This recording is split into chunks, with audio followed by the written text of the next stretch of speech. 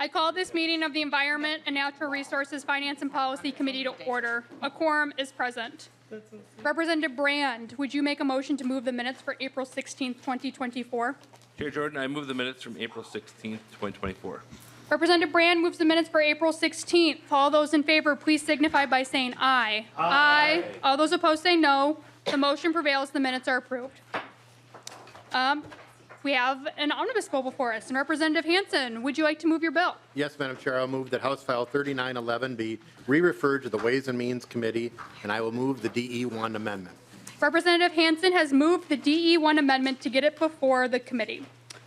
And I believe you have an A10 author's amendment, Representative Hansen. Would you like to move that amendment and explain it for the committee?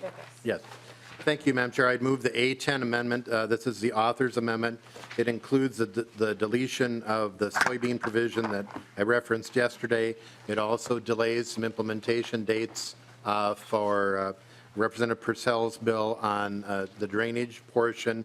And then, as Mr. Hagemeyer had noted yesterday, there were some extensions that we could not extend to 26, so we could only extend them to 25. And that is what's in the A10 amendment. Representative Hansen has moved the A10 amendment. Is there any discussion to the A10? Well, then all those in favor, please signify by saying aye. Aye. Aye. All those opposed say no. The motion prevails. The A10 amendment is adopted. The next amendment is the A7, and I believe Representative Lee is offering that amendment. Would you like to move that amendment and explain it? So moved, Madam Chair.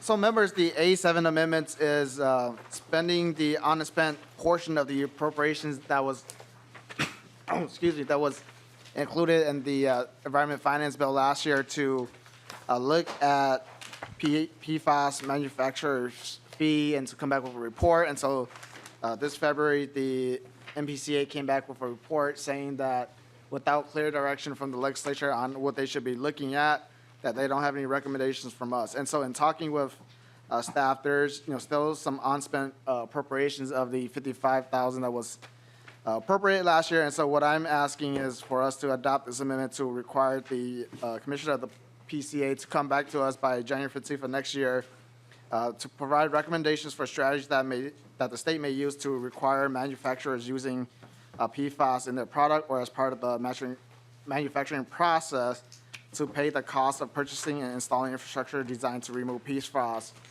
from our municipal wastewater facilities. And members, for those that sit on capital investment on Monday, we heard last year, I think it was a very sobering moment when the MPCA reported on their May 2023 report that the cost to potentially remove PFAS from our wastewater system is roughly $12 to $25 billion in the next 20 years. And so I think this is just one small step towards, getting some funding to help our communities address PFAS in their wastewater.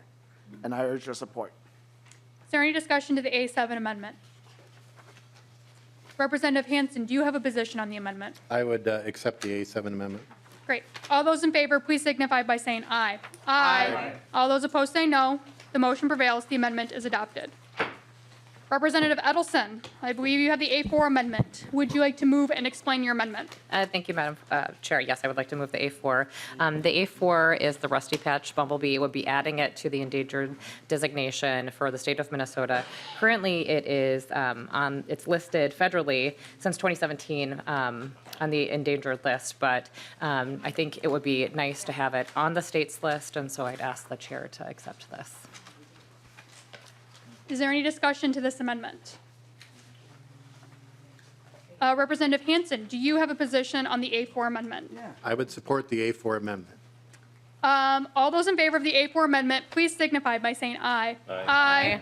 All those opposed say no. No. The motion prevails. The amendment is adopted. The next amendment is the A5 amendment. And Representative Hansen, I believe this is your amendment. Would you please move your amendment and explain it? Yes, Madam Chair, I would move the A5 amendment. This is an effort to enhance electrification in environmental justice areas. It provides for rebates similar to what were passed last year for bicycles, for lawn and snow equipment, It is using the environmental fund, so I would ask for your support. Is there any discussion to the A5 amendment? Well, all those in favor, please signify by saying aye. Aye. All those opposed, say no. No. The motion prevails. The amendment is adopted. The next amendment is my amendment, so I will move the A6 amendment. The A6 amendment deals with some definitions that were brought by some industry groups and some stakeholders in this. It also puts an emphasis on some human health when making decisions, and it helps us better align with other state policies related to extended producer responsibility. Does anyone have any questions on the A6 amendment? Representative Hansen, what is your position on the A6 amendment? I support the A6 amendment. Well, great. Well, all those in favor, please signify by saying aye. Aye. All those opposed, say no. The motion prevails and the amendment is adopted. I have no further amendments before us. So further discussion to the bill.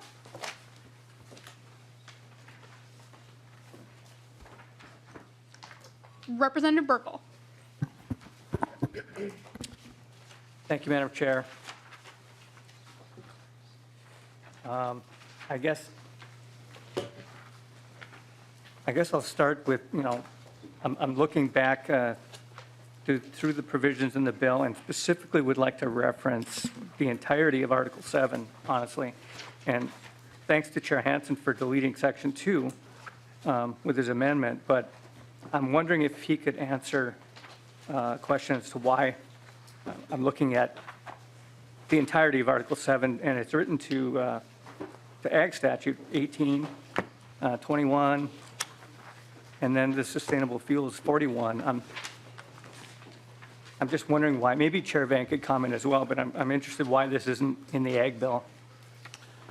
Representative Hansen. Thank you, Madam Chair. And last year, Representative Burkle, the A7, the portions on pesticide-treated seed, subdivision 18A, et cetera, were passed by the House as part of the Ag bill. So they were passed by the body, and we are including them here in the Environment bill as some of them had already passed. The nitrification inhibitor, we had that discussion in agriculture to get a definition as well in the provisions related to sustainable aviation fuel. We had heard that bill here. We had the debate about the environmental consequences. The main body of that bill still resides here, but as we discussed in Ag yesterday, the tax implications of that, Chair Vang is having discussions with Chair Gomez on that. So the portions, we do not have the definition of qualified clean hydrogen in statute. So what we're doing here is taking that language. Definitions make a difference, and that's why we're including it here, as well as the environmental portion. I'm trying to find the exact portion. We provide, if you remember during the debate on the sustainable aviation fuel, we talked about conversion and trying to make sure that we're not having trees bulldozed or having land that is not in agricultural production.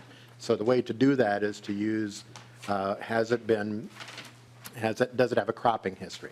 So you can validate that, and that the Board of Water and Soil Resources would be the validator that it is a sustainable practice. So it's not the self-verification. We trust the SWCDs. We don't see this as a regulatory thing, but that they are, yes, this is a practice. Is the cover crop there? And then when you have entities purchasing the fuel, for example, Delta, they can be assured that it was a sustainable production and that it was coming off of agricultural land that has a cropping history rather than a cropland that had been, non-crop land that had been converted. This is a portion that I will continue to work with the soybean growers on. They raised some issues that some CRP lands do not retain the cropping history, depending on re-enrollment in that. So I think that's a logical tweak that we can make this so that there is still land that has been cropland that could be considered for the sustainable aviation fuel. And then I think the community tree planting grants, we also have considered that in the past, and I think this is also being carried in Chair Lee's bill. So that's article. Representative Burkle. All right, thank you. Thank you, Madam Chair. Thank you, Chair Hansen. Beyond that, I guess, I just see the troubling changes in the ATV language still glare at me, and Section 33 still, with the elk management plan language. I'm going to struggle with that language as long as we haven't really considered the depredation issues involved with that in my district, specifically with crop feed and fence damage, with farmers and ranchers in District 1A that continue to struggle with that problem. And I'm hopeful that we'll have a conversation more with that in Ag Committee, as that budget's the one that's affected. Other than that, I just see a ton of provisions that are just bad for business, bad for farmers, bad for folks who enjoy the outdoors, and I'm going to be a hard no on this bill. Thank you. Representative Hansen. Thank you, Madam Chair, and I want to give Chair Vang the opportunity, because she was referenced, if you have any comments or suggestions on elk or anything else. Representative Vang. Thank you, Madam Chair, and thank you, Chair Hansen.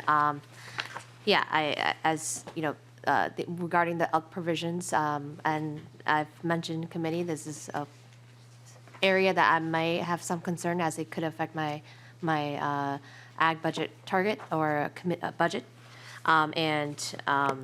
I did meet up with the DNR and have a helpful conversation with them, and I think it will be a continued conversation. And I think with working with you, Representative Burkle, I am committed to looking closely more on that issue. And thank you, Chair Hansen, for, I think some of your comments are correct, and and thank you for your commitment to continue to working on the language for the sustainable aviation fuel. Representative Burkle. Thank you, Madam Chair, and thank you, Chair Vang, for that. I just think the consideration of the folks that are really going to be affected needs to be taken account of, so thank you. Representative Gilman. Thank you so much. Quick question, if we could take a peek at page 4, 4.26. So line 26 states $400,000 in fiscal year '25 is appropriated from the Natural Resources Fund to the Commissioner of Natural Resources for a grant to the City of St. Paul to pre-design and design a new swimming pool and aquatic center. So I just want to know, what is this all about? Representative Hansen. Thank you, Madam Chair, and Representative Gilman. Last year in the budget bill, we added additional money to the lottery in lieu provisions. We provided, trying to restore the percentage back from the sales tax that is collected on lottery tickets. And the provision, there was a strong support to providing dollars, additional carve-out for local parks and trails. In the negotiations, there was an equivalent amount of a percentage, I think it was 2.5 and 2.5, that went to disability outdoor activities. So there's a dedicated account in lottery in lieu for local parks and trails. We did not touch that. And there's a dedicated account that goes into in lottery in lieu for reaching underserved disabled communities. And so that's where we're appropriating money for design and pre-design of a pool that would be accessible for people with disabilities and in the community. Representative Gilman. Okay, so just real quick, when it was appropriated last year under parks and trails and things like that, you're saying there's also like a subdivision underneath that that's just like, but we didn't talk about that piece last year. Representative Hansen. Thank you, Madam Chair. So it's not a sub of that. It's an equal portion to that. There is a portion that goes to zoos. There's a portion that goes to state parks. There's a portion that goes to local parks and trails. We're not appropriating out of that part. There's a portion that goes to Met Council, and there's a portion that goes to underserved communities and trying to access for folks with disabilities. So it is not taking out of, I want to be as clear as I can be, it's not taking out of the local parks and trails. It is in a different dedicated account that was established. And as there, in all of these accounts, as there is money that is generated from the sales tax, essentially the sales tax on lottery tickets, it goes into that. And we can appropriate from those funds. There will be more money in there because more lottery tickets will be sold. All right, Representative Gilman. Thank you, thank you. Representative Liz Lagarde. Thank you, Madam Chair. It's no secret, Chair, that I have serious concerns with the bill, but I have spoken to you, and I know that you're going to be working through the process, and you're open and willing to have further discussions to get the bill where some of us can support it. So I will be a no, and look forward to continuing to work together. Representative Brand. Thank you, Chair Jordan. Our Chair Hansen, I just got kind of the same similar concerns that I have on some of these pieces to the bill. I'm not going to be a no today. I'm going to vote for the bill because you and I had a conversation last night and this morning, and there are certain provisions of this bill that I will not vote for on the floor as it stands now, but we'll be having conversations to get the language right. So I appreciate that opportunity to work together with you and Chair Vang on some of these provisions. Thank you. Representative Purcell. Thank you, Madam Chair. Thank you, Mr. Chair. Also, I think there's some really exciting things in here. The boat wrap recycling and keeping all that plastic out of landfills. I'm hopeful perhaps one day we can try and figure out how that also applies to hay bales. I think there's just really a lot of things that we are looking at tackling because it's past time, and we can build on the successes of last year and fix some mistakes. And thank you for keeping some of my provisions in there for now. And I'll continue to be in conversation with members and with yourself and with advocates to try and do the best we can in all these areas. So thank you. Further discussion to the bill? Representative Heinzman. Thank you, Madam Chair. There's a lot here, Representative Hansen, but I'm going to narrow the discussion a little bit as we're wrapping this up in committee today, and we can have another conversation later, of course, on the floor. But the one thing I did want to do was just quick address the Lawns to Legumes program. There's an additional 1.3, a little more than that, $1 million appropriated, and it's on line 5.16. And if you know off the top of your head how much money might still be available from last year's $4 million appropriation, great. Otherwise, maybe Bowser's here.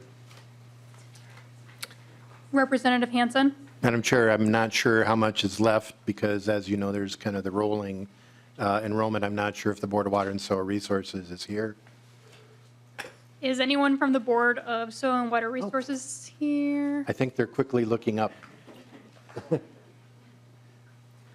Maybe- laptop is churning right now, so. Sure. But I do know Maybe we'll come back to Representative that. Heinzman. We can come back to that as we're looking it up, maybe. Madam Chair, I can continue with a few Great. other comments in the meantime. We've already touched on a few of the sticking points between Representative Lizagarde's comments and Representative Gilman and Burkle. I'm just going to continue to mention the ag provisions in Article 7 are really going to be a problem for greater Minnesota. These are some things that we heard about in testimony and that we've seen in numerous emails and correspondence with our offices. The elk management provisions really are deletion of an agreement that years ago brought some peace in the valley.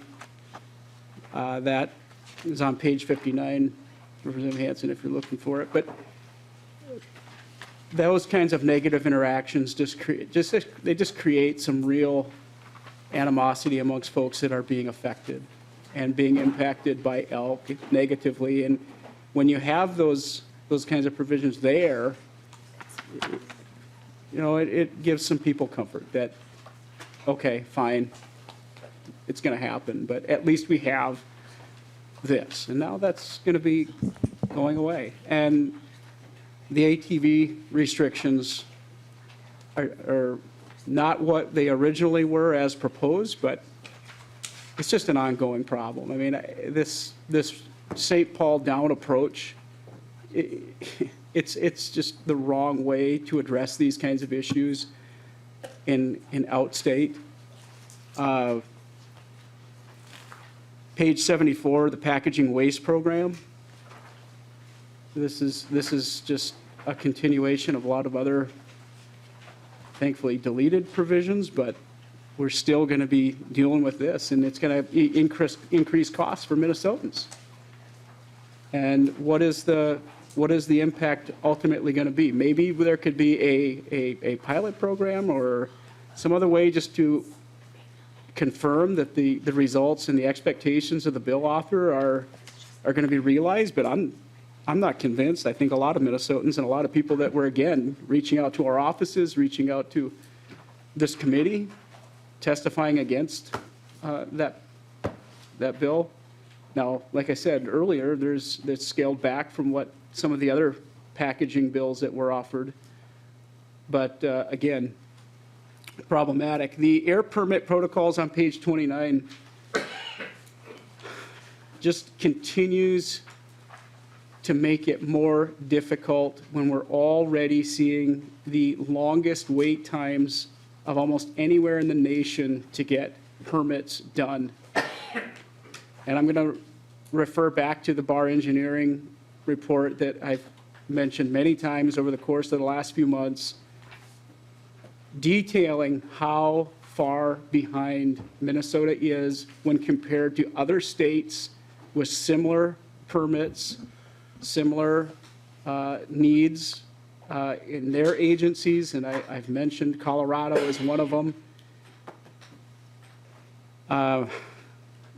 This has got to be addressed. Minnesota's economy is struggling because of permitting, and even Representative Long, Leader Long, is recognizing that this has to be addressed in order for Democrats' green energy mandates to be met, and that we got to streamline permitting in Minnesota for green energy, but green energy alone. That's just really, I think, a disingenuous attempt to carve out, a part of our permitting process and leaving everybody else behind. Maybe disingenuous is the wrong word.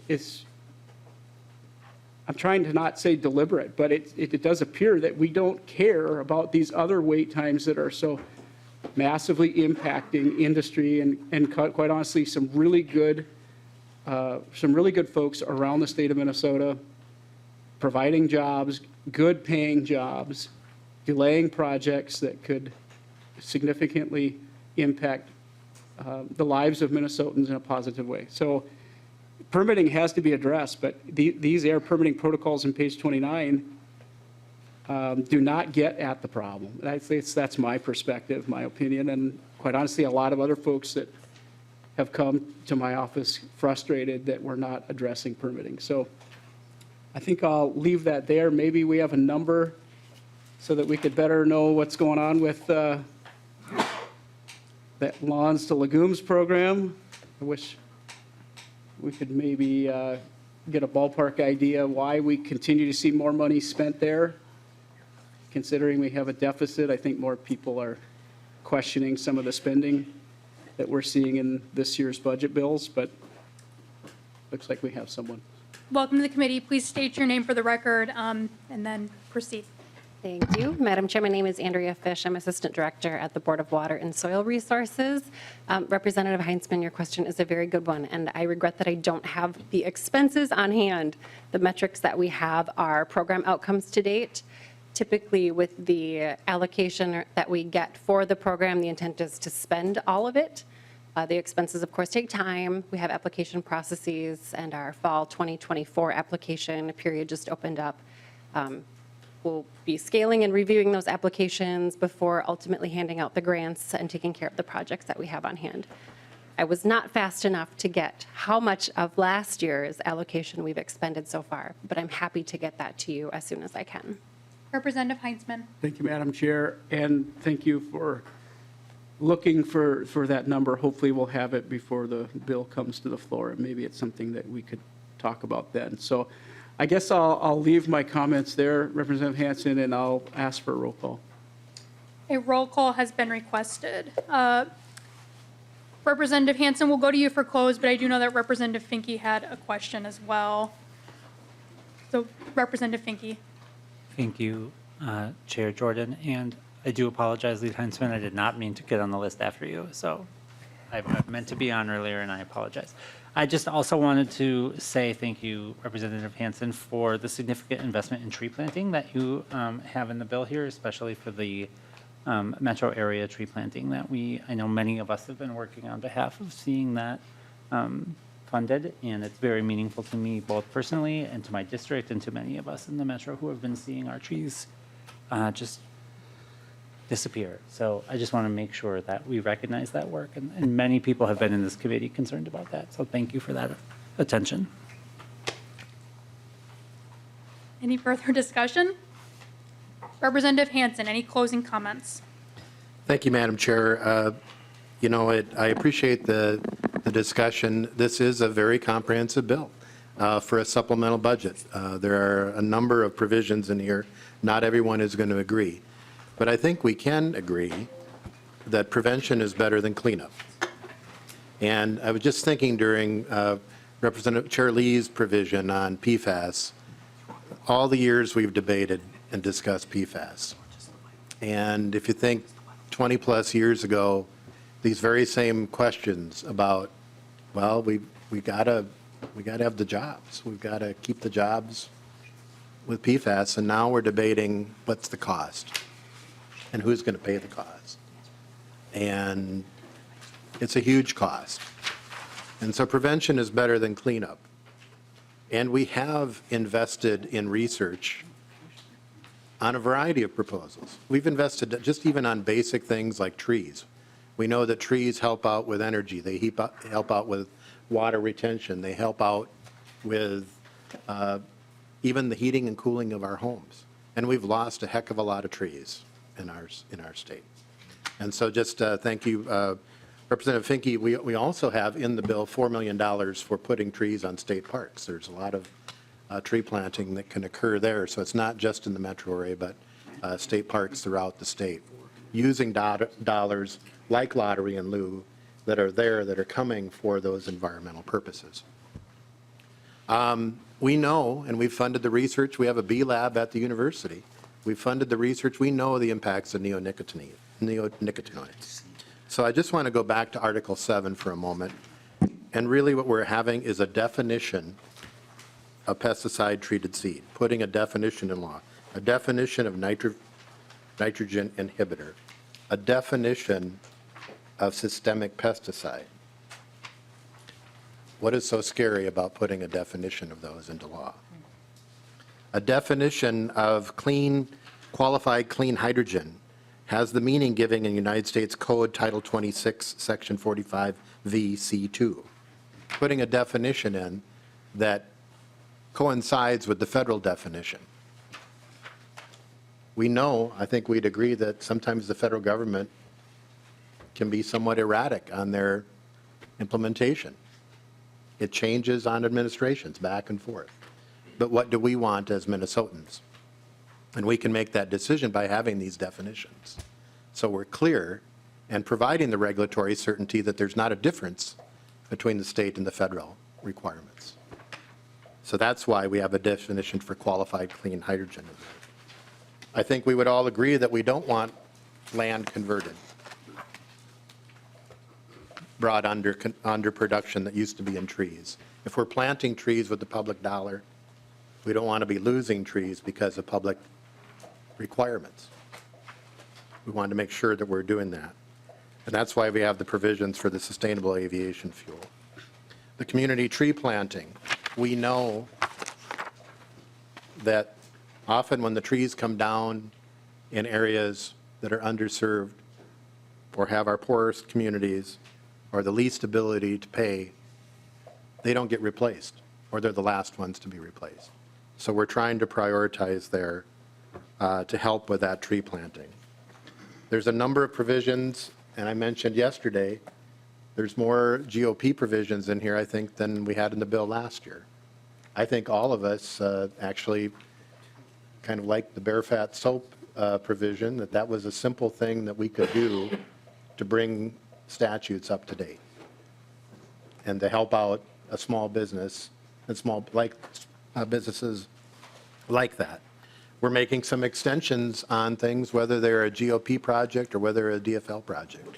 They're Minnesota projects that the money hasn't gotten out. And so we want to provide that ability to get the job done. And I think this bill gets the job done and provides for jobs and provides for people throughout the state. So I would ask for your support. And Representative Heinzman, just to clarify, did you want to request the roll call for moving the DE1 or for the final vote? For the final, Madam Chair. Thank you. So Representative Hansen, would you move the DE1 amendment as amended? I renew my motion to adopt the DE1 amendment as amended. All those in favor, please signify by saying aye. Aye. All those opposed say no. No. The motion prevails. The DE1 amendment as amended is adopted. Representative Hansen, any final closing comments? I would renew my motion that House File 3911, as amended, be re-referred to the Ways and Means Committee. Representative Hansen renews his motion that House File 3911, as amended, be re-referred to the Ways and Means Committee and direct nonpartisan staff to make any technical corrections to conform with the action and intent of the committee. The clerk will take the roll. Representative Hansen. Yes. Representative Hansen, aye. Representative Jordan. Aye. Representative Jordan, aye. Representative Heinzman. No. Representative Heinzman, no. Representative Bliss. No. Representative Bliss, no. Representative Brand. Aye. Representative Brand, aye. Representative Burkle. No. Representative Burkle, no. Representative Edelson. Aye. Representative Edelson, aye. Representative Finke. Aye. Representative Finke, aye. Representative Fisher. Fisher, aye. Representative Fisher, aye. Representative Gilman. No. Representative Gilman, no. Representative Jacob. No. Representative Jacob, no. Representative Lee. Lee, aye. Representative Lee, aye. Representative Lislegard. Lislegard, no. Representative Lislegard, no. Representative Purcell. Aye. Representative Purcell, aye. Representative Scraba. Aye. Representative Scraba. Sorry. You can stay. No. Yeah. It's on record. Representative Scrabble votes no. Representative Scraba, no. Representative Fang. Aye. Representative Fang, aye. He stole your thunder. Madam Chair, the ayes being. One moment here.